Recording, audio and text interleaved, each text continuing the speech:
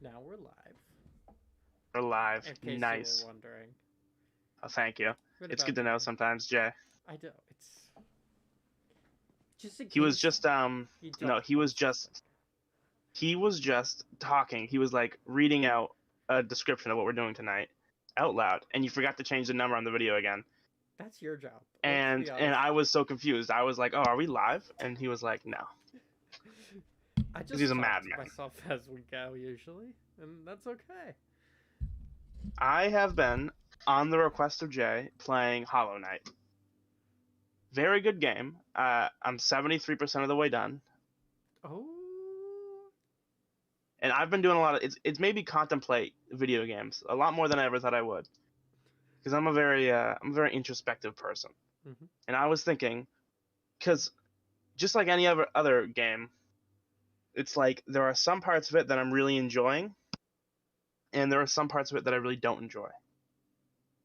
And specifically boss battles. Like I've noticed that there are some like bosses that even though they might be easier, they just really I hate fighting. And there are other bosses that that I just like I had a lot of fun beating. So I'm thinking like the Mantis Lords was probably the hardest boss fight I've faced so far. You're I mean, 73% of the way through the game, and Mantis Lords is your hardest fight. well, I the Soul Sanctum that was easy. Like I crushed that guy. Yeah, it Like was I easy. destroyed. Well, I mean maybe the in the Dream World that's the hardest. Those are the hardest fights. Yes, those are generally. Those are ridiculously hard. But I'm thinking like of just like pure time because when I chose to fight the Mantis Lords super early in the game, like before I Mm-hmm. had really explored the City of Tears at all, Yeah, and so it was kind of a hurdle for me to overcome. Mantis Lords is Oh, one of oh, those fights that's really easy once you get the hang of it. oh, I'm sure. But I had so much fun fighting the Mantis Lords and like Soul Sanctum, the Soul Master. So much fun fighting that guy. I had a great time. And then there are bosses, the brooding Moloch and the monster, creepy spider guy at the like bottom of Deep Nest. Nosk? I what Nosk. Mosk Nosk Nosk. Yeah. No. No, not Mosk. Nosk. No, I swear to God, you're Yes. about to say something about how you hate Mosks. No, no, it's Nosk. Yep. I hated fighting those Yeah, guys, he's a bitch. and he really wasn't that hard either. I beat him one like as soon as I switched from a nail base, or as soon as I switched from a spell based strategy to a nail based strategy, I beat him Mm-hmm. because some bosses you just gotta switch out. Um, and he wasn't difficult, but I hated fighting him. And I think the reason, like, I've been thinking a lot, and the reason why I hate fighting some bosses is because bosses that have like random AOE attacks, and specifically bosses that have the orange infection in the game. Yeah. Those bosses, since you can't predict the movement of the orange stuff, you really can't predict where it's going to land. Uh, you can take damage unavoidably. Um, So you just have. I don't. It's not unavoidable. it's well, in my opinion, like if I was going to try really hard, I could go the entire Mantis boss fight without taking a single bit of damage. Yes. You could not do that with Brooding Moloch or with Nosk. You could. It's much You would have to more be lucky. difficult. Yes, it is And it's much not more because they're difficult. more difficult fights, because the Soul Sanctum, I could do that if I really tried hard. Mm-hmm. I could do that without taking any damage. Like I did that with the what's So the one that gives you more shell life but you can't heal? yeah, That's actually my main strategy so far. Like a lot of the bosses don't give you time to heal anyway, so you might as well just equip that. it's not about not giving you time. It is about learning when to heal. Well, that is true with some boss, like Nosk. All If you bosses, even No, Nosk. not all bosses. Some bosses you just can't heal. So like like the little cliff edges on the sides of Nosk's arena. Yes, that's what I'm saying. Nosk, you can heal. Yes. Um, Soul Mantis Sanctum, Lords, you could heal halfway Mantis through. Lords, yeah, but that's again like Nosk, you can heal all the time. You can hit him a couple times and heal a couple times. Yeah. So he's a boss where you can heal. Mantis Lords, you have a little bit of time to heal, but at that point, if you're already on a roll, you might as well just not. Yep. That's a game where Um, usually you just have to push and you need to continue going. yep. So Soul and I Sanctum, was thinking, you and can I was only thinking about it. All heal of them. when he's moving across the screen, like when he goes invisible and starts moving across the screen. Yeah, you can do that. But there's also a thing where like some bosses like Nosk, it's better to just heal because you're gonna take a lot of damage because of the orange crap. Mm-hmm. Um, but bosses like Mantis Lords or Soul Sanctum, you might as well just use your soul for spells, Mm-hmm. just because they have high damage. But I was thinking about it, and not only like there were some bosses that I didn't like, but there were parts of bosses that I did like that I hated. Mm-hmm. And that was all because of anytime something happened that was like I couldn't predict or I couldn't avoid, Mm-hmm. that really frustrated me. So I'm thinking that's a big part of game design. Like I just fought the guards, the knights that are defending the Watcher in the tower in the City of Oh, the Tears. Watcher Knights. Oh, wow, that boss fight is. I love it. Oh, I had so much fun, but there was a lot of there It's were times controlled where like chaos. It is. it's awesome. Oh no, that's amazing. We can talk about that because Yeah. but the only thing like the one time I got super frustrated was if you go to jump over them and then they jump, You're you'll screwed. you have a like you just take damage unavoidably. And sometimes They're they when telegraphed there's though. It's very um telegraphed that they're gonna jump or spin along the ground. You just have to see how much they wind up. and yeah, and that's fair, except sometimes you're in the air when they start telegraphing. Yeah, and Like then I you dash. and then it just jumps right at you and I have a tendency to just use so I would jump on the wall, use my dash, then use my double jump, and now I'm just screwed falling in the air when they're jumping at me. Yeah, because you used all of your mobility resources, and now you don't have a way to avoid them. Right. Well, It's I aggressive gameplay when that I you got punished for. when I won that fight, I was like so dumbstruck because to win that fight you have to move less. Like Yes. all you have to do is like Stand dash when there they and jump hit over them. you and just jump when they roll around the ground. It's the Like same you thing. never have to use double jump. Yeah, it's like the And you never same have to thing with jump and dash at the same time. Mantis Lords. It's the same thing with Mantis Lords. Move less to win that fight. It's the same thing with Traitor Lord.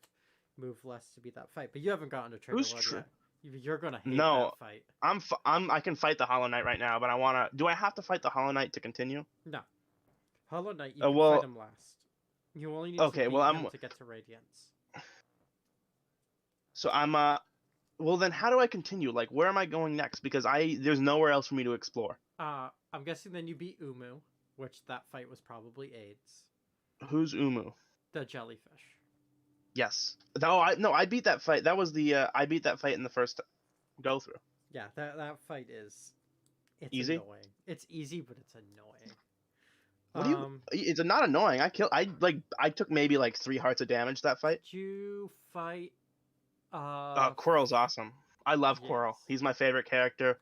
And like I noticed him wearing that mask as a hat. Yeah. And as soon as he took it off, I was like, oh, but then I was like really angry because he didn't look as cool without it. I was like pissed. I was like, you ruined his whole character design. But did you see like what the mask did to him and the effect it had? What do you mean? It suppressed his memories of his previous life. Oh, what? And so when he Am I took gonna it learn more off, about him? Do I get to talk to him more? oh yeah, you see him once more at the Blue Lake. Oh, do I have to go to the Blue Lake again? Yeah, because so you know when you meet him in the City of Tears, he says that he wonders where all the water is coming from. Yes. Yeah. The Blue Lake's where it's coming from? Yeah, and he The Blue Lake basically really visits isn't above. Really isn't it. It is. like it's partly above the Soul Sanctum maybe, but it's not really close to where you are when you meet him at this. Like I was thinking that when I saw the Blue Lake, but I was like, "There's no way all this water is coming from here." So But apparently it is. yeah, it is. So to continue I the thought game, I thought you met Tito at the Blue Lake. Tiso. Tiso. Tiso, you meet him there on the opposite side. You meet Quill on the King Station side of Blue Lake. It's not the King Station side of Blue Lake. It's the The Hologrons. Yeah. the resting grounds. I mean, but Yeah, where the heck am I supposed to go so from here then? I have no idea. well, you usually go down. Like, have you gone into the sewers yet? The Yep. Oh, I've ancient gone. I've basin. gone to the sewers. I've gone to the ancient basin. You haven't Nothing. gotten into the void yet, then, or the Nope. abyss. Nope. That's where I need to go. I looked it up, and I wanted to know what I have to do to get past the shadow wall things, and it said the void, Yeah. So and I have past no that idea how to get is. there. So you need to get the king's seal, which you Which get is from beating Hornet the second time over in the Kingdom's Edge. oh, how do I get to Kingdom's Edge? You get there through either the tram pass in Ancient Basin or through this King's Station. Yeah, I'm so confused because I have no idea how to do that. Like, how do I use the tram? Where do I get the tram? The tram pass, you get that Yeah. in the what's it called? Deep Nest. The failed tram. If What? you were there, did you? See Yeah, the I've failed been there. I've explored all around there. You didn't go all the way to the end. So all the way at the far end of the map, where the failed tramway is, there's a broken down cart, and inside that cart is the tram pass. Yeah, I've been in the broken down cart. There's a tram. Did I There's miss multiple. it somehow? There's like 2 or 3 broken carts. Okay, Probably. maybe I'll go. I'll go back there to get the tram pass. But the easier way is to go through the Tower of Love and the What's the Tower of Love? That's right on. It's in the right next to King Station. You know, in King Station, there's a wall that you can get through, and goes to the Kingdom's Edge. What? All right. Okay. I'm gonna try playing this. I don't know, tomorrow or the next day, because there's all this stuff that I just haven't found. But yes, but to get to the Radiance ending that you want to get to, where you fight Radiance, you also need to get the Awakened Dream Nail from the Sage, meaning that you have to fight all of the dream bosses. Those Which things have suck. you encountered them? So yeah, I haven't killed any. But okay, so what are the dream bosses? The dream bosses are Soul Sanctum, False Knight, and the Failed Champion, the Husk, Soul Tyrant, Lost Kin, and then you have the smaller ones like I don't remember their names, but there are the people like the ghosts that appear at the statues when you go near them. Yeah, I've killed all those that I've found. Those are really fun fights, actually. Yeah, like Edgar. I love those fights. There's one in Deep Nest that I thought was amazing. The Whisperer? Or I don't know. Someone else then. Yeah, I don't know. But anyway, the point that I was trying to make originally was that I was thinking a lot about game design, and I realized that if something is, I'm not going to say impossible, but if something is, if you feel like it's like took advantage of you, like if I get hit by any of the Mantis Lord's attacks, they have no attacks that I feel like I couldn't have dodged. Mm-hmm. If I get hit by that, I'm like, I got to do better next time. Yes. But if I get hit by one of those like stupid spread attacks from Nosk, I'm looking around and I'm like, literally, there's no way for me to have avoided that without just extreme luck.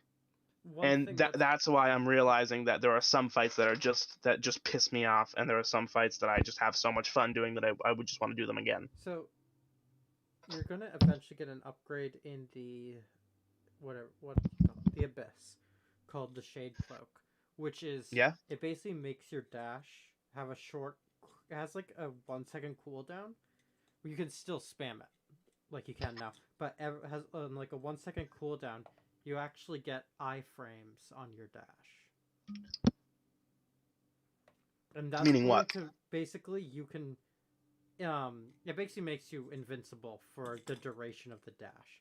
So you can actually use that, and it makes a lot of bosses easier.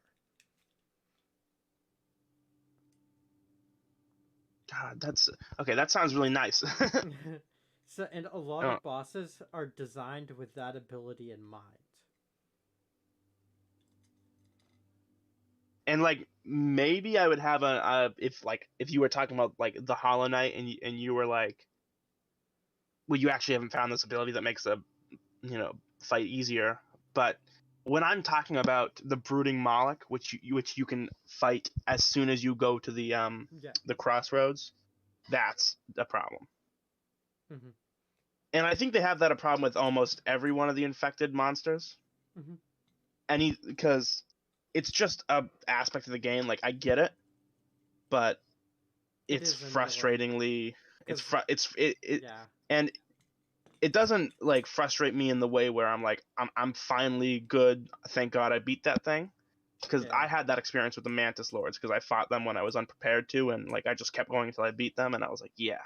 Mm-hmm. But with Nosk, I basically beat him right away, and I was still pissed because he wasn't hard. He was just cheeky, and that made me angry. Yeah, Hollow Knight does have a lot of bosses like that, and on both ends of the spectrum that are great fights, and some that are definitely subpar. And I definitely understand the frustration Brooding Moloch early game. That boss is the amount of pressure it puts on you is insane. That boss can be very hard early, but once you get a couple upgrades, the challenge is gone. Because you get stuff like Shade Dash or Desolate Dive. Those two abilities. Yeah, like Hornet, super fun fight. Hornet projects all her attacks, but they're still kind of hard to dodge. Hornet 2 is going to be even more fun for you then. Yeah. And I love that. Hornet, good fight. Brooding Moloch, which I fought before Hornet. Bad fight. Yeah, I hated Brooding Moloch. That fight was not fun for me. But I really enjoyed like the Radiance fight. Even the Hollow Knight fight was so much fun. Lost Canyon. Yeah, and another group of fights that aren't fun are fights that you can like cheese once you find one trick. Mm-hmm. Like there's a with the Wandering Circus thing where you're collecting the souls. Yeah. When you go around to beat those guys, the first time I fought one of those guys, it was kind of a difficult fight. But then like I learned one move that you could just do over and over again. Those aren't bosses. No, they're not. They're not boss. Well, they're boss fights in a sense that they're sort of unique enemies. They're you also defined. I'm not sure that they're bosses, but they're bosses in the same way that I don't know. Have you ever played Doom Eternal? No. Well, you meet an enemy that challenges you. He is a boss, and then he becomes a reoccurring enemy. And he's called the Marauder. He's designed to take all your focus and put it on him. Which you might say, well, he's not technically a boss because he's a reoccurring enemy, but I would say, well, he is a boss because he's a unique enemy for a unique challenge. And I would say those things are kind of bosses. Okay. Like mini bosses throughout the game, but those are like progression mobs that just level up your little fellow dude so you can actually fight Grim. Because Grim is a boss you fight. Yeah, Grim's an actual boss. I haven't fought him yet because I haven't been able to get one of the things. But Grim is one of those fights where like I struggled with him for quite a while, and he's almost like the Mantis Lords. You just have to learn his moves, and you have to get used to it, and it's going to take practice dodging all the things properly. But once you get the pattern down, that boss fight, it is so fun and it is so satisfying. I still can't the harder version of him, the dream version of Grim. That boss fight is insane. There's a dream version of him. Oh yeah, it's awesome. Is there a dream version of Dung Defender? Yes. Even though you didn't kill him.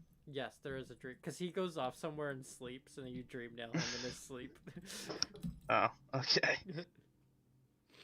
That was a fight that was really mixed for me, honestly. Dung Defender, like on one hand, there were some like I was having fun with some of the times I fought him, but on another hand, there were some times where like those like ball attacks are kind of unpredictable and frustrate me in the same way that that the goo attacks do. So with his ball attacks, if you just stand right where he pops out, you won't get. Yeah. You probably learned that pretty quickly. Yeah. Oh yeah, he's really not that difficult of a boss. He's not. And then yeah, and then when he's bouncing around, if you just attack upwards, like he just bounces off your nail and keeps going without doing damage to you. You just play ping pong with him against the ceiling, basically. So that makes it a lot easier. So like all the balls, if they're crashing down on you, just attack upwards. You'll destroy the balls, or you'll knock him back up. Yeah, and that was a trick I learned. There was another boss I was fighting like that, where like, he was one of the ghost bosses you had to fight in Queen's Garden. Like I was super frustrated, and then I realized that if you attack up, you like bounce him back. All the challenge was gone. Yeah, and then as soon as you do that, it's like, oh, okay. Yeah, well, there's a lot of like, when I first started playing the game, I didn't realize you could pogo off enemies, or like I never even thought to try it. So I was having a lot of frustration with the Hornet boss, and then you just passingly mentioned, you were like, hey, like, have you tried pogoing off her? And I was like, what? You can do what now?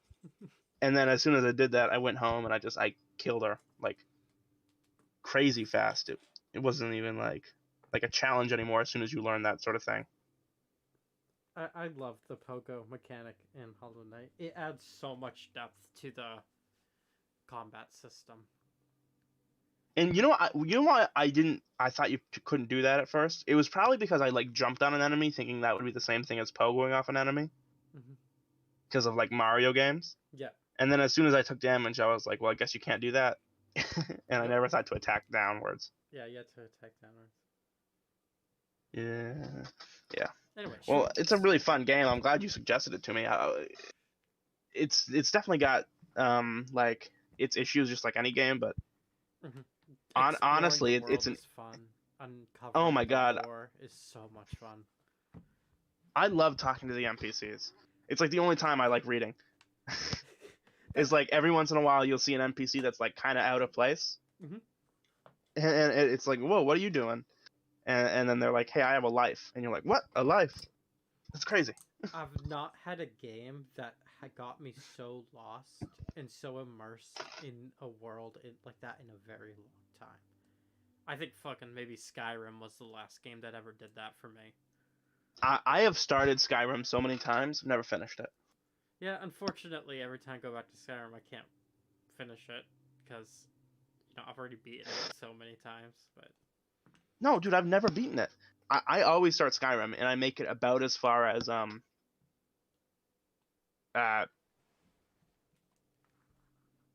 me think. About as far as the Greybeards, which is not far at all. No. And I just like quit playing, for no reason. It's just not something that, yeah, and I just stopped playing. It's not because I'm not having fun. Well, it partially is because Skyrim isn't really well balanced in certain aspects. Like it gives you all these options, but like I always want to be like a mage, like an awesome mage. But I mean, you always tend towards being a stealth archer. Just because that's the only thing, like, and it doesn't really balance that in a way. Yeah. Like you have to, like, if you want to use your mana for healing, which you probably should, then being a mage is pretty bad. So you might as well just be a stealth archer. I think with Skyrim, a lot of the sense of wonder is gone from that world because I've explored it so much. It's not a wilderness I'm going out into and exploring, or it's not some challenge. I just load into the game and it's like, I'm having fun playing, but I don't know what I want to do. I talk to every NPC, it's like, I already know where this dialogue ends up. I know what happens. I know what the options are. I've been here, done that. Yeah, and it's like, the furthest I've ever gotten is almost marrying one NPC. I didn't even marry her. And it was the girl that asked for the mammoth tusk. So it was the same, the one that everybody marries. Yeah, the one everybody. Yeah. And the thing about, like because it doesn't let you explore these different ways to play, like, there's obviously a best way to play Skyrim. And by the way, in other games that, like, aren't necessarily open world, you can explore different ways to play. Mm-hmm. But because it's an open world game and you're able to stumble upon enemies you're not ready for, Mm-hmm. you have to always fall back on archer. Yeah, the game And that's pushes for archery, and it's poor yeah. balance. And I like being an archer. Like I love Warframe, great game. I love being an archer in that game. But at least in that game, like if I wanted to, I could explore. I could explore being a melee person. But in Skyrim, because you can just like stumble upon a dragon by accident, you always have to be like an archer. Yeah, or else you're fucked. Yeah, exactly. One game I've And recently started playing was Kingdom Come Deliverance. I've been enjoying it so far. what's that about?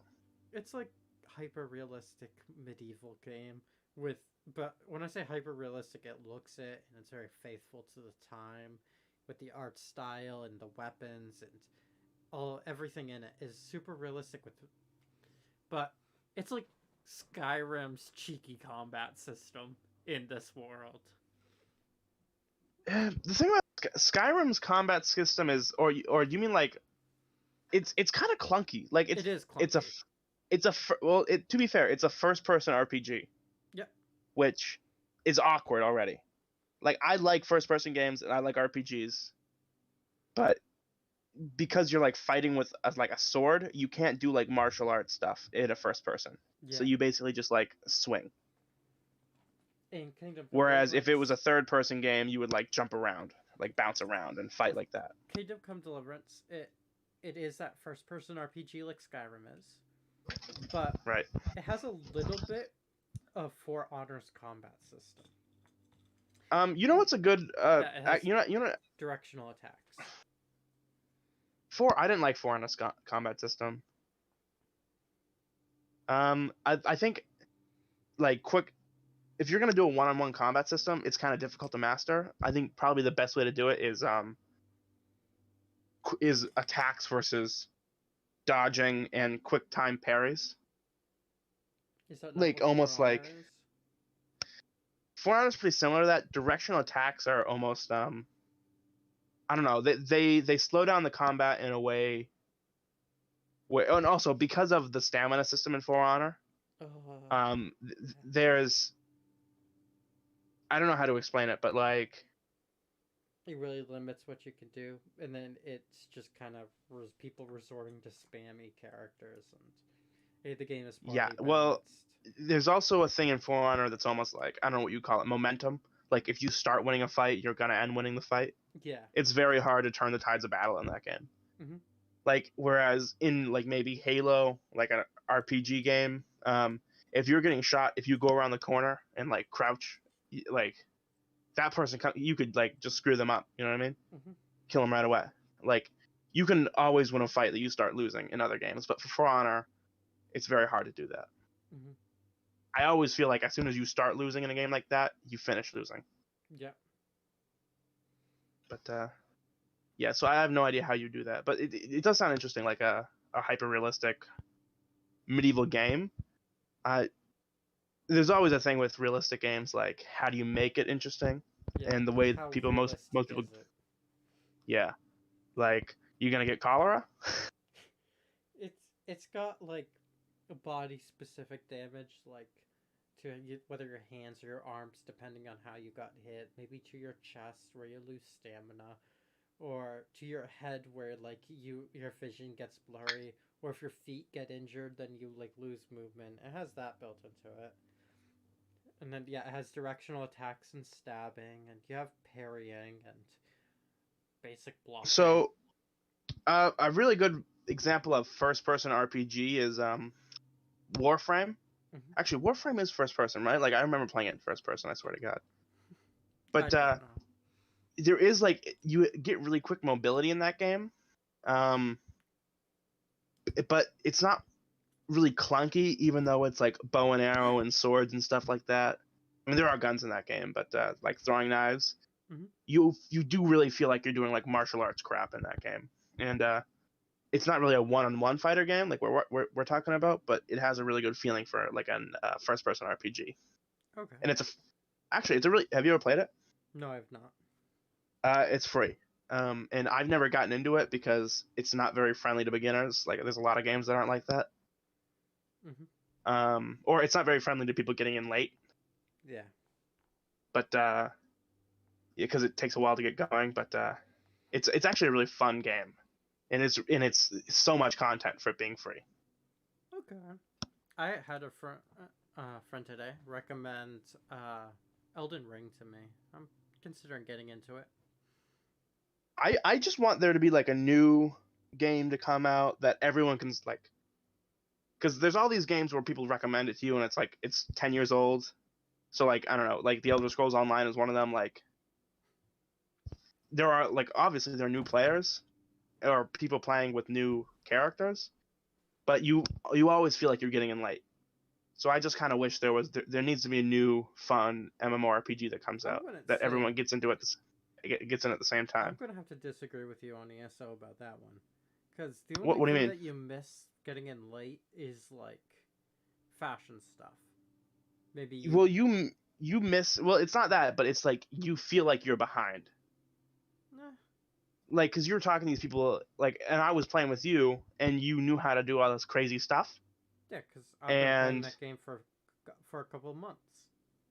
No, you see what I mean though. Like it's really a game, and maybe it's because it's not like entirely open world, or it's not like it is very open world. Oh, that's not what I mean. That was a really bad choice of words. Yeah. Yeah, so it's one of the most open world games I've ever seen. Yeah, that was a really poor choice of words. It's not really like, I don't even know what I'm trying to say right now. Like when you start, you're with all the starting players. So it's kind of hard to run into like a, at least how long I played it, I never ran into a enemy that I couldn't at least, like handle to a minimum degree. I've died obviously, but like all enemies are scaled down to your level. Which is I mean, you're scaled up to enemies' levels. I should correct myself on that, because at low level you're given a buff that slowly wears off over time.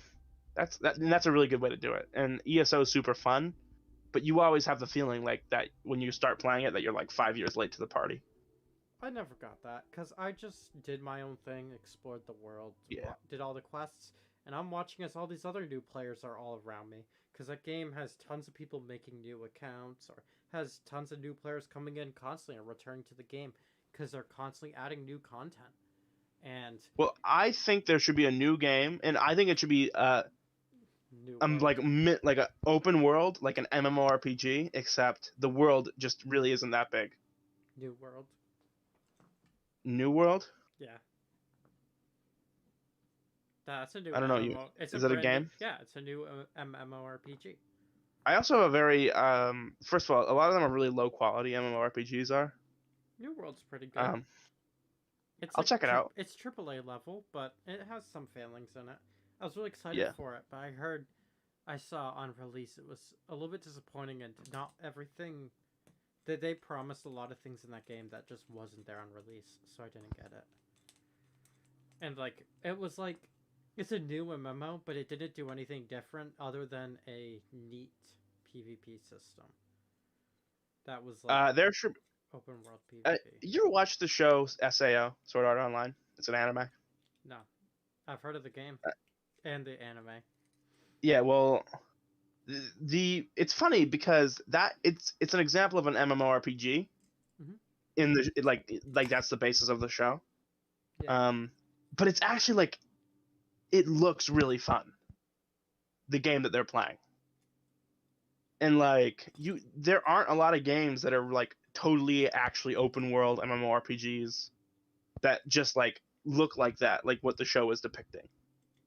Like maybe the Elder Scrolls is one example, but the Elder Scrolls is like, I don't know. Elder Scrolls Online is trying to compete with games like World of Warcraft because maybe World of Warcraft. Monster Hunter is an example of that kind of combat, I guess. I hated Monster Hunter. Yeah, but it's a good example of like an RPG MMO. Yeah. It actually is like combat wise, Monster Hunter is like a really good example of it's a wait, Monster Hunter is third person, right? I don't yeah, it know. is. I don't remember enough of I don't that even game. remember at this point. But yeah, it's a That like game honestly, was so poorly optimized. I did not enjoy playing it. there I've noticed that like every RPG has trouble with like balancing, optimization for like all these like really basic stuff that's like like Monster Hunter, cool world, World of Warcraft, cool world. I mean, World of Warcraft's not as bad as Monster Hunter, I guess. Yeah. But it really doesn't have that smooth flowing like balanced gameplay that games like I don't know Call of Duty and Halo have. Even though those are really non-complex games, so I get it, that's kind of unfair. Halo is just and Call of Duty are just I run through here and my character doesn't really change. Levels just slightly get harder with each time. Right, but there is something to say like there's a reason that Halo and Call of Duty are able to just, or at least Call of Duty is able to just make a new game every year and people still buy it. Because although maybe people don't have amazing experiences with Call of Duty, like they don't have nobody's like diehard in love with Call of Duty. Nobody's ever had a horrible experience with Call of Duty either. I don't know about that one, right? Well, what do you mean? Especially with recent releases, from what I've heard, fans what happened? Very unhappy with Call of Duty games. Call of Duty games are boring, which is a problem, but they've never fried your computer. Okay, yeah, fair. Which is what I mean. Like, if you're bored of a Call of Duty, the next one could just be better. And a lot of times, like that's how they get them to buy them. What Call of Duty does all the time is they make two kind of mediocre, crappy games, and people are sort of like bored with Call of Duty, and so they're like they push really hard on the next game. Mm-hmm. So like if they've been kind of like making busts for like the past 2 or 3 games, then they'll revert back to classic Call of Duty, and they'll push really hard to have like they'll stop trying to be innovative, because the thing that ruins Call of Duty is innovation. And I'm serious, like so they had the Battle Royale, which they have some Battle Royale players, but honestly it's not the same as having a good campaign and a fun alt game mode. Mm-hmm. So they have all these, they've had like 2 crappy zombies games, Treyarch games now, and like a couple mediocre other games. So I'm guessing there's going to be one Call of Duty that's coming up. It's going to be the next Call of Duty or the next one after that. That's going to be like the Black Ops 3 of this Call of Duty. Like Black Ops 3. Go back to Black Ops 3 levels. Let's be honest here. Oh, I'm a zombies player, so Black Ops 3 is the peak of Call of Duty to me. But Black Ops 2 or 3 is probably the best. Oh well, Black Ops 1 for like multiplayer and amazing campaign, by the way. Black Ops 1 probably the best campaign of Call of Duty, but definitely there's something in Black Ops 3 that like drove everyone back, even though it still had the advanced movement mechanics that people don't really like in Call of Duty. Mm-hmm. It sort of drove back a fan base that was, in the past, they were sort of getting tired, and then they released this game that had a really captivating zombie story mode. Mm-hmm. God, what was Black Ops 3? Black Ops 3, the campaign wasn't great, but the gameplay, it had really interesting maps and really balanced gun mechanics. And it sort of wrote people in for World War II, which was coming up. Anyway, can we let's just start talking about these pandemics. Because we've been going on for like a half hour at this point. But looking at Okay, so I guess we started talking about video games a lot, which is actually kind of what a podcast is, I guess. I'm fine talking about video games. But on to pandemics today. Video games are probably for another day. We could probably come up with like the greatest games of all time rating or something. Yeah, like Doom's up there. Like, probably Halo. I'm not a huge Halo fan, but Halo's pretty influential.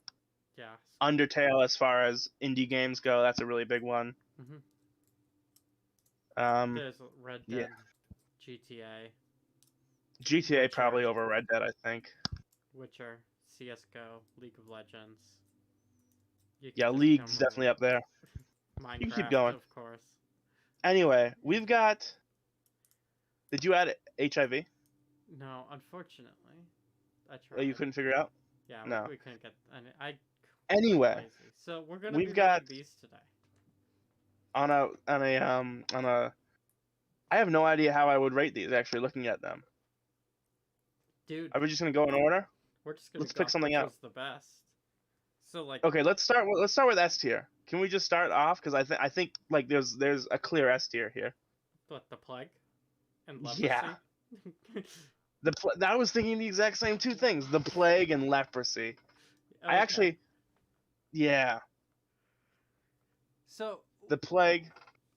But which one's better? I think the plague is better. Oh, the plague is the absolute OG. It is the OG. The plague really was innovative for the pandemics across the world. Like Indeed. Every pandemic.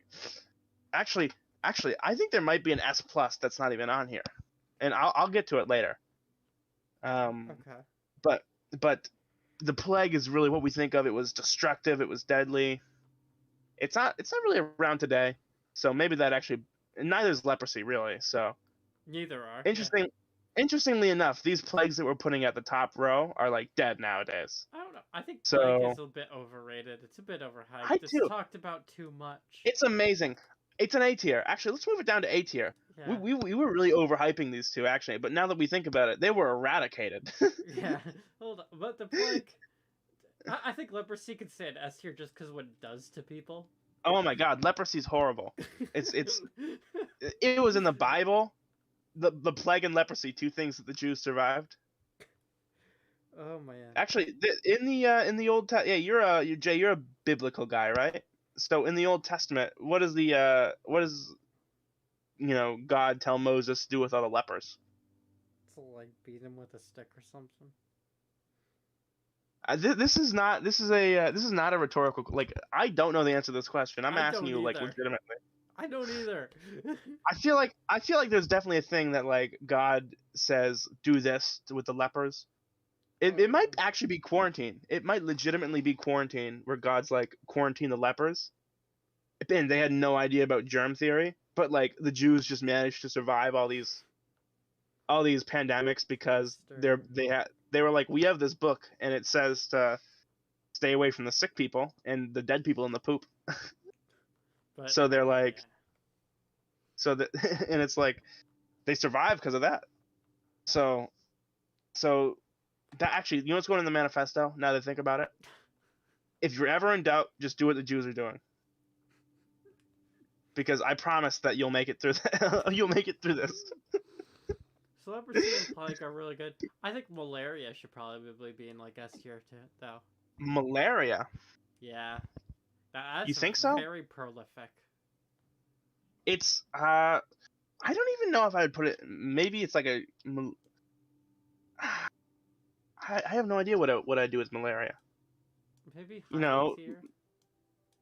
Mosquitoes, which is pretty lame. I'm like, so like what, you're going around being bitten by like malaria. Malaria is also like, it's pretty awful what it does to you. It's like a common, it's around, but it's not around here, is it? It's around like in Africa nowadays. It targets black people. Does it actually? Oh yeah, like obviously it's in Africa, so. Oh, I've heard of diseases that like legitimately target certain genes that just happen to be found in black people, and then they're like racist diseases. So I wasn't sure if that was malaria. I wonder. So I thought you were being totally serious, but like that's totally a thing. There's like totally diseases that like go after certain genes, and that just like happen to be found in black people specifically. No, but let's look up disease of racism. Okay, I'm just gonna. Discrimination stuff. Are illnesses racist?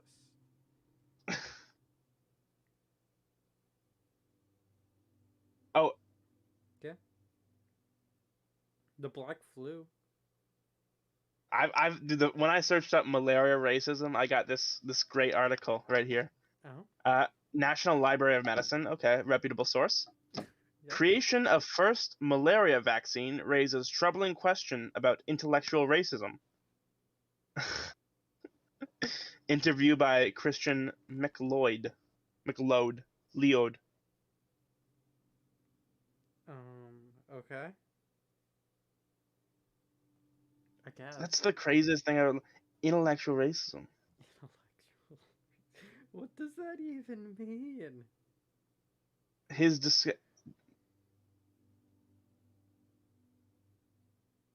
I mean, I guess we are gonna find because of the researchers and methods. This guy was racist. I mean, That's if his racism found a cure, I'm for it. Hey, as long as your racism's efficient. Oh my god. Can you say the same about your racisms? About my racisms? I've never done a racism. Never. No, never. Ever? I don't know. I think I invoked the Fifth Amendment.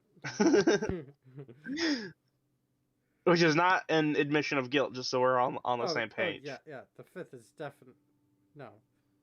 You cannot assume guilt off of invoking the Fifth. I see a D tier up here. For the malaria? No, not malaria. Oh. I'm looking at the board and I see something that's instant D tier. Yeah. Influenza? Cholera. Okay, fair. I don't know. The poop water disease? I could say, I mean, cholera used to be a lot more prolific, so I could see it being like B tier. Jay, we used to dump buckets of human feces in the local river. Of course, cholera used to be. This is not a good disease. This disease sucks at its job. It was just lucky because we were gross. By the way, you know what it does say in the Bible that I know for sure? Is that it tells the Jews not to poop where they eat. It literally tells the Jews not to shit where they eat. That's some good advice right there. Which is some really good advice for like people that didn't have germ theory. So like if the city was populated by Jews, cholera would not have existed. It was just lucky that it was like London populated by Christians who totally ignore the first 16 books. Okay. They were just literally, that was back in the day where they were just like dump buckets of shit out the window, and they were like, "Why do we keep getting sick?" They have like sheep in the city. Yellow fever. I think that should be D tier too. You think yellow fever is D tier? I don't think yellow fever is good, but I don't think it's as bad as poop water. I mean, certainly. I think poop water is an acquired taste, but yellow fever. You call it poop water? I call it whiskey.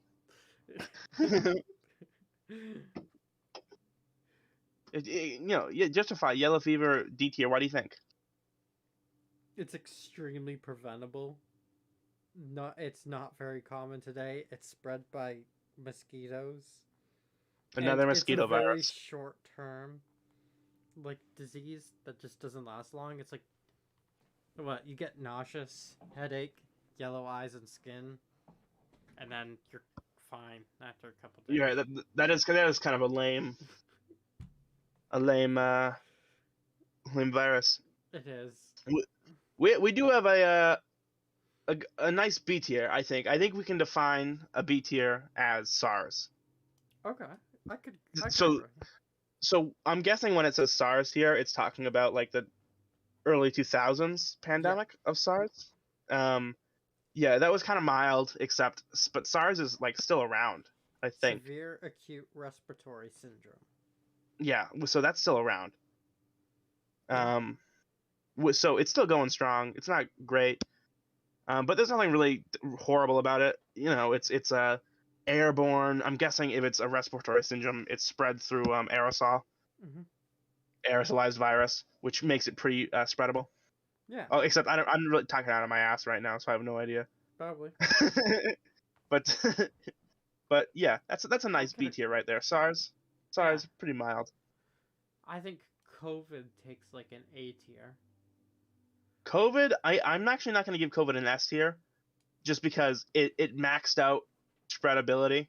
Yeah. Like it had its stat blocks, so I'm gonna say it might in between plague and malaria. It is okay. Because it really maxed out transmissibility, but it didn't do much to and it just kind of got a wide spread of symptoms. So like COVID, it tries to give you anything, and if you're vulnerable to one thing, that sticks. Yeah. But since everyone gets COVID, it's just kind of like and it kills people because of pure numbers. Yeah, and the percentages of people who died to COVID really are not that high. It's yeah, like, so it's very everyone treatable. Everyone's gonna get COVID eventually. Like that's how it's gonna work. So COVID-19, it's a great virus when it comes to transmissibility. It's doing its job there. It's getting everyone. It's like when you're playing Plague Inc. and you just like dump all your like at the beginning of the game, you dumped all your stats into sources of transmission. Yeah. Because that's how you do things. But now it doesn't have enough like plague points to get into symptoms. So it just has the basic symptoms, and it hopes that maybe one of those symptoms will get you. And it does for some people. And it hopes people don't get the vaccine. It hurts other people Yeah. It hopes people don't get the vaccine. Quite literally. It hopes you don't take it. It's, at this point in the stage, we have a vaccine. We've got all these therapeutics that people say work. You can have any number of them.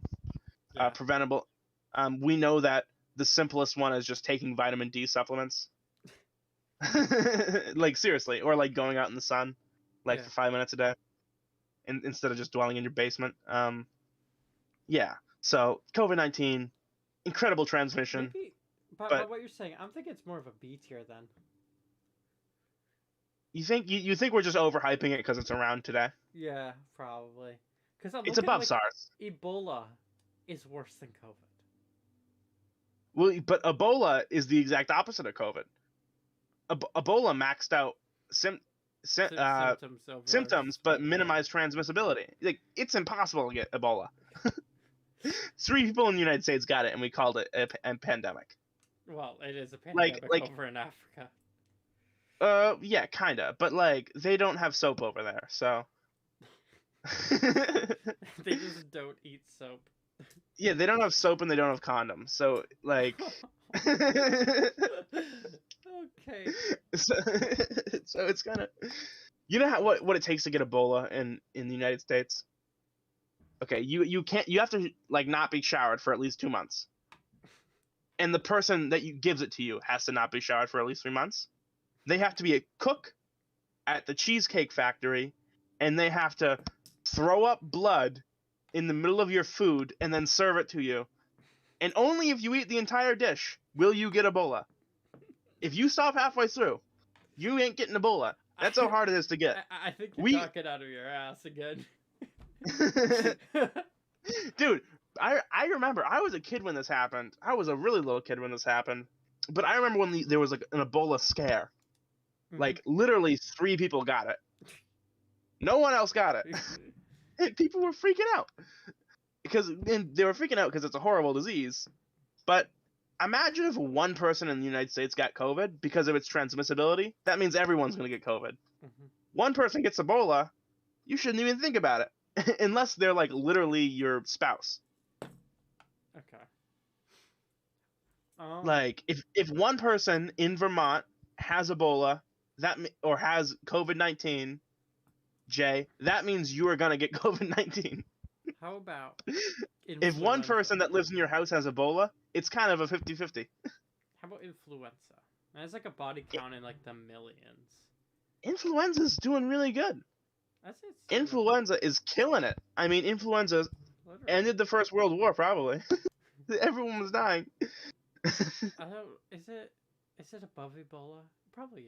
Dude, it's easily above Ebola. Okay. It's on par with the plague, and it might be like in S tier. I don't know. So I would say an A tier is like the minimum. I could say. Dude, think about. I could see lower A tier, so we can go there. I think malaria is a lot more prominent and less treatable than influenza is. Well, the thing about influenza is that unlike Ebola, which maxed out symptoms, and coronavirus, which maxed out transmissibility, influenza has a pretty high transmissibility, and its symptoms aren't horribly bad, but they're like, if you get the flu, you have the flu. It's not like COVID, where if you have COVID, you don't even really have COVID. Yeah, you're usually fine once you get So COVID. influenza definitely is on the lower end of the scale for symptoms, but they still get pretty bad, and people die from them all the time, in like the tens of thousands every year, and that's every year for the past 100 years. Yeah. So it's a rough disease. It's really doing its job. Influenza's killed in the millions of people. So. Absolutely, influenza really, really taking down all those grandmas and all those babies. Those are the people that influenza kills. Yeah, I'm thinking next up we have like measles is bottom. It's like D tier. That's a D or a C. Measles, I got cured for that when I was a baby. Are you kidding me? Get out of here. Yeah, get out of here. You're useless. Measles. What do you even do, measles? Typhus might be our first C tier. Typhus, you think? Maybe. I have nothing to say about typhus.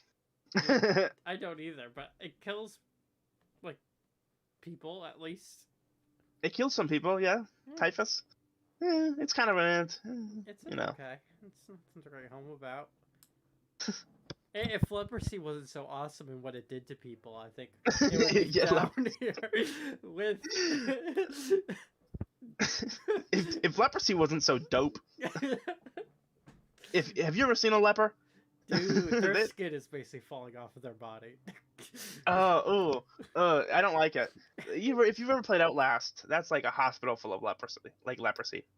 Oh. And I don't think they ever say that in the game, but like just the way the characters are drawn, they're like looks like they're gross and disgusting. Like their skin is just like rashes and ulcers cover your body, and then they bubbles up in it, and they pop and burst blood everywhere, and your skin slowly starts to peel off, and your nerve endings get destroyed, and you just lose all sense of feeling throughout your body before it. Oh my god! Have you ever seen the movie Cabin Fever? No. There's an old one and there's a new one, and Cabin Fever is basically like really fast leprosy. Mm-hmm. So like they go out in the middle of the woods, like a standard horror movie, bunch of college kids. Yep. And they're like, and someone vomits blood on one of them, and they spread this disease to each other, and like literally that's what the movie is. Like you get these gross sores, and their skin starts peeling off, and they start acting erratic, and like they're like blood and pus all over the place. It's literally like what happens if like leprosy just happened in an hour and a half. Kind of reminds me of that stupid movie called like Zombie Beaver. Zombie Beaver? So like basically some kids are going up. They're in Maine of all places, and they're at like a hut, like a little cabin hut, and like some truck drivers drive by, and they like they're for some reason carrying this toxic waste in the back of their truck, and it falls out into a fucking it's a beaver dam, breaks open, and then you get zombie beavers. But if the beavers bite you, at least the zombie beavers bite you, you become like part beaver. What? You become part beaver? Basically a zombie beaver. So like one of the girls gets bitten and she grows a beaver tail and beaver teeth, but she's like a human and she's dead. And like they at one point in the movie, it's really confusing because a bear gets attacked and it becomes a zombie bear beaver, and it's like, hold on a second, like when does this end? It's quite literally like there was a giant bear just grabbed a truck and it had beaver teeth and beaver tail, and it was just slapping the ground, and it's this dumbest shit ever. I kind of like dumb movies though. I'm not gonna be real. Dude, dumb movies really fun. If you love a dumb movie, that is up there for dumb movies. Oh my god. And there's something charming about dumb movies too. Like god, what am I thinking right now? Like I can't even think of one right now. The Resident Evil series. No, Resident Evil series is bad. It's not dumb. Okay. Like anything starring The Rock. any no, you're naming bad movies. I'm talking about dumb movies right now. Dumb, stupid. Like Billy Madison's kind of a dumb movie. It's an amazing movie, but it's a dumb movie. Anything starring Adam Stanler is a dumb movie. Like that's what a dumb movie is. And some of them are really fun. And it's like fun to watch dumb movies. It is. And it's like, yeah, it's like some movies are purposely dumb, like the horror movie series. And the Star Wars sequel trilogy. No, those are not purposely dumb. Those are just bad. They're not dumb. They're bad. Despite what Disney would have us believe. Yeah. Hashtag true Star Wars fans hate Star Wars. That is so true. Oh my god. As for our next one, we have smallpox. Dude, this is a classic. Smallpox. Actually, our last two diseases are kind of really nice. I don't think tuberculosis is that nice. I think that's like a high C tier. Well, smallpox. What do you mean? Whoa! All right, we're gonna have some disagreements on this next one. Smallpox is like up in A tier, higher. Yeah, smallpox, at least A tier. Smallpox is like the plague, though, of like everyone was dying of smallpox back in the day. Yeah. Like, and it's such a big deal that Bill Gates was like literally talking about weaponized smallpox, and like a few months ago, some guy found a vial of smallpox just like in a freezer in some lab, and everyone started freaking out about it. First of all, I don't even know why labs have just freezers full of smallpox in the first place. We don't have to worry about it anymore because we were vaccinated as children. No, not for smallpox. Well, alright, well, not for smallpox. Yeah, well, that's the problem. It's like smallpox, we eradicated it, but what if it comes back? We're screwed. With smallpox, isn't that the like? Can't you be born like immune to it though? Or smallpox might be with a lot of like the plague is actually a disease where like if you got it and lived, you were safe for life. Mm-hmm. And your children were safe, so maybe smallpox is similar. Kind of like chickenpox. How since I had chickenpox as a kid, I can't get it again. Yeah, it's similar to that. It's actually exactly like that. Yeah. I was literally just a couple months old, so I only had like 3 little itchy bumps on my body when I had chickenpox, and then it'd be really good to get chickenpox as a baby. They should like inject you with chickenpox at the hospital when you're born. The younger you are, the less severe the symptoms. But you could never get it again. That's amazing. They should literally do that. Like, I'm such a genius. I just invented like the easiest vaccine ever. Let's like prick babies with smallpox.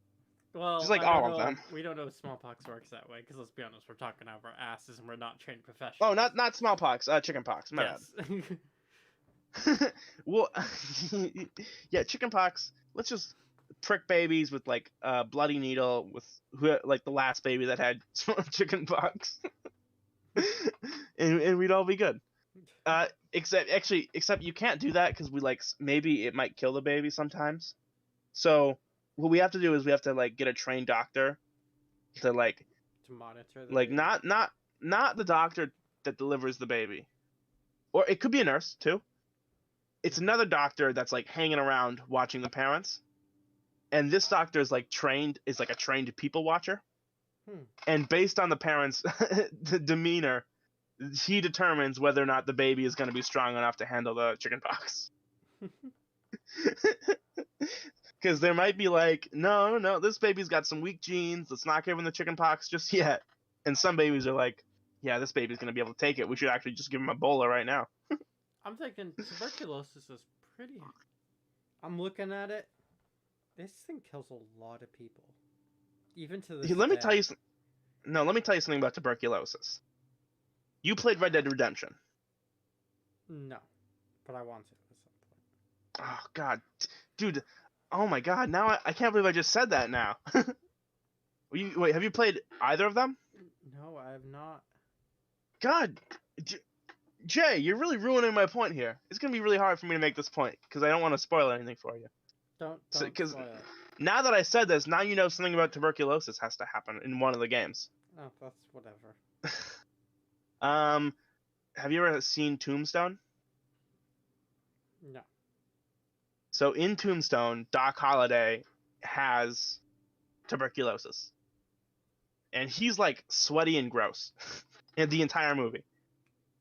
But it's like tuberculosis is the cowboy disease. Like if you're a man and you want to get a disease and die from it, it's got to be tuberculosis because you're like coughing up blood, but you like make it look cool.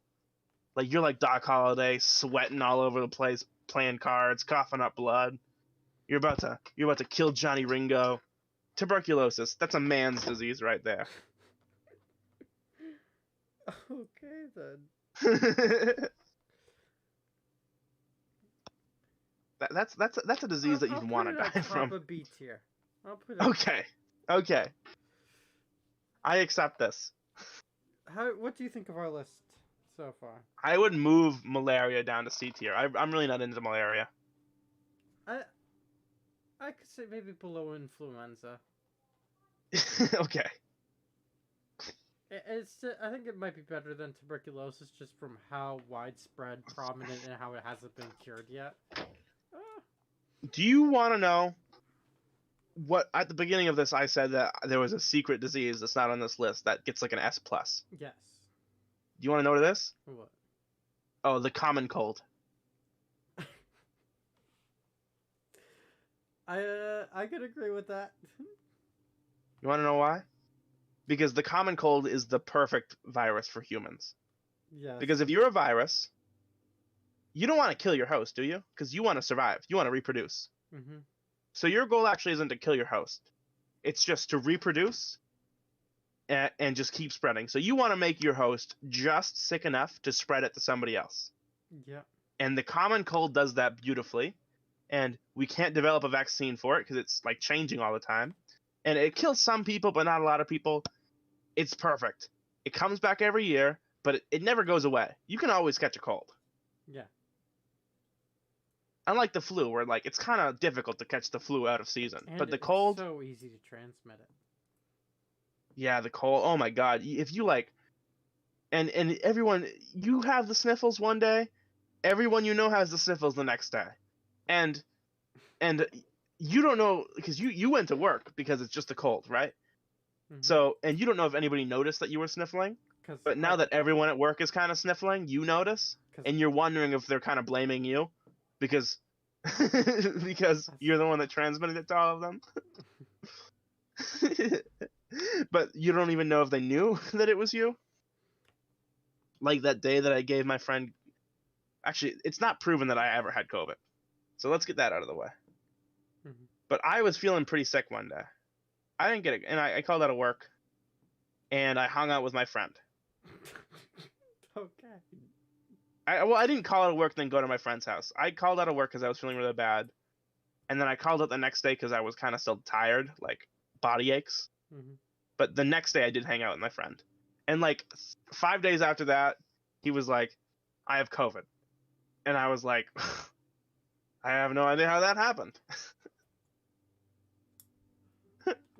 So it's not confirmed, but I'm pretty sure that I gave COVID to somebody. COVID is like, you get it and you have a fever for like 6 to 8 hours, and then you're fine.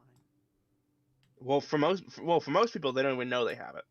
Yeah, a lot of people don't even know they have it because there are a lot of people who, especially if you're vaccinated, you just don't get any symptoms. So a lot of people don't even know they have it, and a lot of people, and then there's people that like. They have it, but they know they have it, but it's not really bad. And then there's people that like have it bad, almost like a bad flu. But even those people, and then there's the hospitalized and death people, and those people, because COVID has like, it doesn't have a lot of symptoms, but it like kind of specked into like a little bit of everything. And what it's hoping is that there's something that you were already vulnerable to, mm-hmm. that it hits. And either that will kill you or it will leave you with long-term health effects. If your thing was, if you were vulnerable enough to that thing so that it causes that. Like very rarely do you die from COVID. You usually die from complications from COVID, which is why it's only in B. Yeah. Because it really doesn't kill anybody. It makes people kill themselves. It's kind of a messed up thing to say now that I think about it, but that's what it does. I think this wraps up our tier list for today. It does wrap up our tier list. You want to watch the pedophile video, or you want to end the video? We could watch the pedophile video. It's kind of a fun video. It's kind of a fun way to. I sent a video of a pedophile professor just defending pedophilia over Discord. He didn't watch it yet. I did. But I watched it kinda while you were talking at one point. Oh, you did? It is. It's dumb. First of all, it's evil, and second of all, it's dumb in the sense that he's an ethics professor, and his ideas on ethics are like the least thoughtful ideas I've ever heard. So not only is it evil what he's saying. Imagine that an adult it's male wants to have sex with a 12-year-old girl. Or Steffens. Imagine that she's a willing participant. Kirshner, a very standard, very widely held view that there's something deeply wrong about this, and it's wrong. Yes, there is something deeply wrong about that. Independent of it being criminalized. It's not obvious to me that is in fact wrong. I think this is a mistake, and I think that exploring why it's a mistake will tell us not only things about adult child sex and statutory rape, but also about fundamental principles of morality. There's a couple things to say here. One is, even if you are looking for a threshold, let's say there's a threshold. I'm making this number up, but let's say it's at age 8. Still, that tells you that some adult child sex is permissible. Second, the notion that it's wrong. He's like, I'm just going to come up with an age. 8. It's kind of silly the age that he comes up with. Yeah. He's like, I'm just gonna come up with an age, and he's like, let's say 8. He's like, I just made up that number. And he's like, no, you didn't. It's not quite obvious to me. I clearly thought about that. Some cultures of grandmothers filleting That's so messed up that he's like, I'm just gonna think of a number. Them down when I've never thought about this, but let's say 8. True, but this is sort of widely reported as occurring in at least one culture, and it working. That the grandmothers believe this actually works. If this were to be true, and again, I don't know it to be true. If it were to be true, it's hard to see what would be wrong with it. There's a thing where like, it's so bizarre that he's defending using like foreign cultures. Just because the Romans did it doesn't. Yeah, exactly. Exactly. Like he's like, other people did it, so we're not that bad. And it's like, no, those people are bad. But there's also a thing like he's gonna start trying to like at least give lip service to like people that are like, no, it's bad. And his thing is like, he's saying, you don't have to watch the whole video, but I thought this was like a hilarious video. Not hilarious. It's deeply troubling. This man needs Jesus in his life. Well, just like, don't we all? But this guy like especially. But it's hilarious. I keep saying hilarious. It's stupid. This guy's a moron. He's an ethics professor. And he is going to say, what he's about to say is that kids, even if you don't think kids can consent, kids participate in activities. Just like in general, all the time. Like they eat dinner and they don't know the exact calorie makeup of that dinner. Or they participate in karate or sports.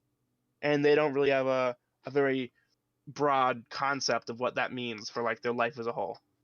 Therefore, what he's saying is that, or the phrase that he uses is adult-child sexual relations, which is dumb. He should be saying pedophilia, but he's gonna say, therefore, therefore you saying that that's inherently bad is not logically consistent.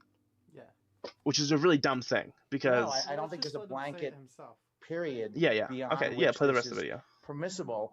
If we're interested in willing participation, which is the way I structured it, then yeah, there's a point below which people aren't willing participants in anything because they don't have intentions or they don't have the sort of mental states that allow for willing participation. But no, I don't think it's blanket wrong at any age. They might think that children can't be willing things in general. It's an odd view in that they seem to will things all the time. They will participation in kickball. They will showing up, participating in the bar mitzvah lessons, bat mitzvah lessons. So, like kickball is very much the same thing as sexual intercourse. No, and that's the point that he's trying to make. Like that's the point that he makes, which is so dumb because he. Well, it's almost like saying kids drink soda and soda's bad for you, so, but you don't think that's wrong, so why shouldn't kids be allowed to snort cocaine? And it's like, His argument okay, well, wasn't first of even all, like that we don't think it's wrong. It was that the kids don't think it's wrong. Therefore, it won't scar them because they don't think it's wrong. yeah, well, first of all, there has to be a certain point where like you just allow people to make their own decisions, and there are people that say that like 18 is an arbitrary number, and to some extent they're right. Like, obviously, different people mature at different levels. Yeah. So there's like people that are like, well, how come a 19-year-old and a 17-year-old having relations is illegal, but a 20-year-old and an 80-year-old isn't? Like, that's. But I think yeah. So I think that's also kind of wrong too. But there has to be an age where we draw the line and we say, yeah, for legal. If we're gonna, unless you're like an anarchist, but like just, and that's why we have courts to sort these sort of things out. But there has to be like a line in the sand where we say, okay, in general, people below this age aren't able to make the sort of informed decision that this choice is going to have the kind of effect on their psychological and mental and emotional health. Or even like, so the ideology that this guy's sort of basing off of is that sexual relations, as he keeps saying, or is like just like another bodily function, sort of like eating. So first of all, yeah, this guy needs some Jesus, because yeah, this guy needs Jesus. Like, if he read the Bible, he'd know that wasn't true. What? So it leads to this sort of thing where he's like, well, how come kids shouldn't be allowed to participate in this thing that we think is totally normal and nothing sacred about, or nothing different about? Yeah, but it's bizarre to me that as an ethics professor, he doesn't stop to think that, well, maybe if you have this act that generally leads to reproduction and therefore leads to psychological development issues, where first of all it leads to bonding, like, because obviously if you're like an ancient cave lady, you want to know what your son's father's like, because that's the person who's supposed to. You might think, well, maybe there's something distinct about sex that they can't really understand.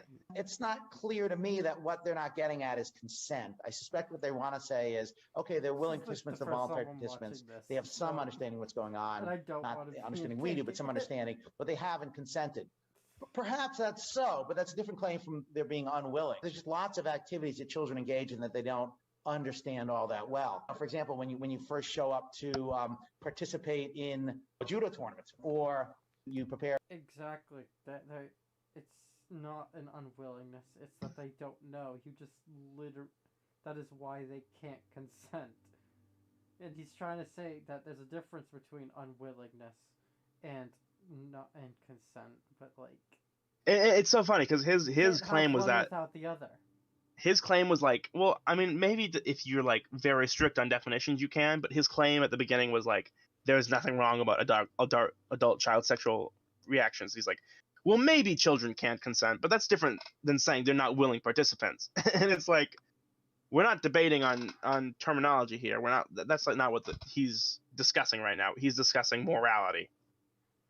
And for him to be like, well, because they technically have an idea of what's going on, that makes it perfectly fine.